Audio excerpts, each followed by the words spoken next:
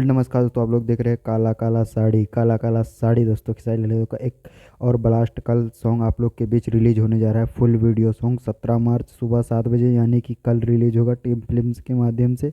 इस फिल्म का गाना है अपराधी मूवी का ये सॉन्ग है और कल ये रिलीज होगा आप लोग के बीच। इस गाने के बारे में आइए कुछ आगे बात कर लेते हैं। इस गाने के बारे में बात करेंगे। एक्टर में खेसारी लाल यादव और मेघा श्री जी और गायिका में है खेसारी लाल यादव फिट में और प्रियंका सिंह अंतरा सिंह प्रियंका सिंह है। गीत में है कृष्णा बेदर्दी, संगीत में शेखर शर्मा। और आप लोग को एक गल कल ये गाना देखने को मिलेगा टीम फिल्म्स के माध्यम से सुबह 7 बजे। मेघा श्री और खेसारी लाल यादव का एक बहुत बड़ा लेवल का मतलब नदी, वहाँ पर भी बहुत भारी इस गाने का शूट किया गया है बहुत अच्छे तरीके से। तो आप लोग इसको कल ढेर सारा प्यार आशीर्वाद जरूर दीजिएगा दोस्तों। आप लोग से हम बहुत जल्दी नेक्स्ट वीडियो में, तब तक के लिए हमारे यहाँ चैनल को तो सब्सक्राइब कर दीजिए और आप लोग ऐसे ही चैनल को सब्सक्राइब करते रहे, चैनल को प्यार आशीर्वाद देते, तब तक के लिए